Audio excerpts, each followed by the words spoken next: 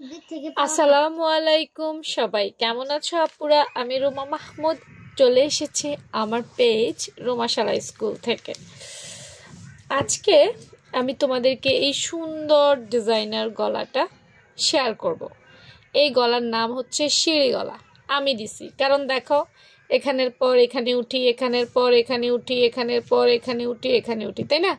আস্তে আস্তে step by step আমরা উঠতে থাকি সেজন্য আমি এটার নাম সিঁড়ি গলা দিছি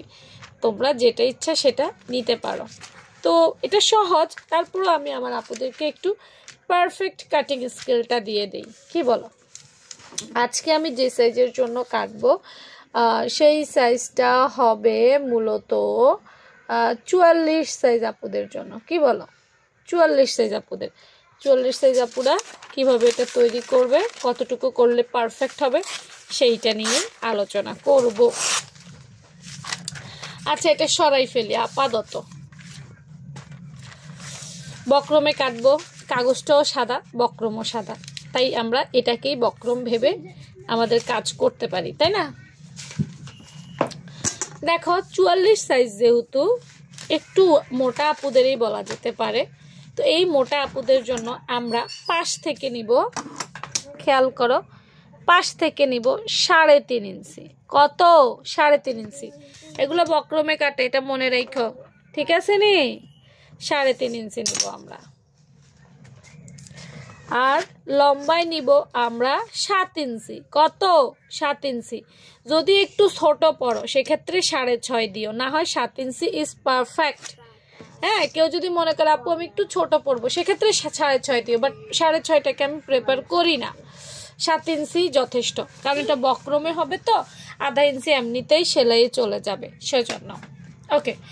এইটা করার পর এখন আসো কি করব কি করবে বলো আজকে একটা সুন্দর পদ্ধতি দেই দেখাও আজকে একটা সুন্দর পদ্ধতি দেবো সিঁড়ি গলা করতে হলে কি করবা আধা ইঞ্চির মতো করে কয়েকটা এইভাবে দিবা এইভাবে কয়েকটা দিবা আরো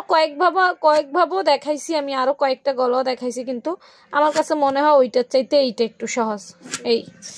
এইভাবে কয়েকটা দাগ দিবা 4-5টা দিবা দিয়া আবার এই সাইডে অর্ধেক এটা দিবা আধা ইঞ্চির ছোট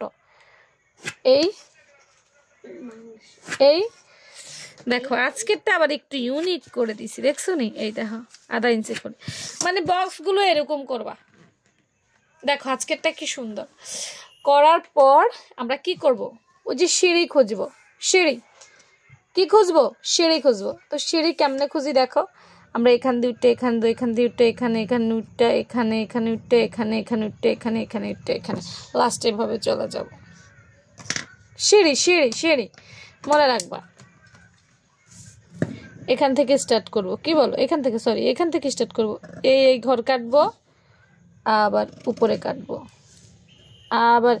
আচ্ছা মনে করো তোমার একটা বিল্ডিং আছে বিল্ডিং এর সিঁড়ি বেয়ে উপরে উঠতে হবে এখন তোমার যদি একটা সিঁড়ি বড় একটা সিঁড়ি ছোট একটা সিঁড়ি আঁকা একটা সিঁড়ি বাঁকা মাপ মতো না হয় তাইলে কেমন দেখা যাবে বলো সৌন্দর্য ঠিক থাকবে তোমার ভালো লাগবে সেই বিল্ডিংটা মন মতো হবে তুমি তো মেস্তুরিরে দইরা পিটাবা কি বলো পিটাবা না মেস্তুরিরে যে মেস্তুরি সাহেব কি করলেন আমার এত শখের বিল্ডিংটাকে ঠিক গলার ক্ষেত্রেও কিন্তু সেম আঁকা বাঁকা হইলে মন খারাপ হয়ে যাবে পছন্দের ড্রেসটাই নষ্ট হয়ে যাবে প্রত্যেকটা সিঁড়ি সমান করে কাটবা এই দেখো আমি কিন্তু চোখের আন্দাজে মাপ নিছি মানে মাপই নেই তোমরা আধা ইঞ্চি করে ঘর করবা স্কোয়ার করে করবা আমি তো ইজি করে দেখাইলাম ঠিক আছে নি বক্সটা সুন্দর করে করবা কইরা কাটতে ফেলাইবা ব্যাস দেখছো নি এই যে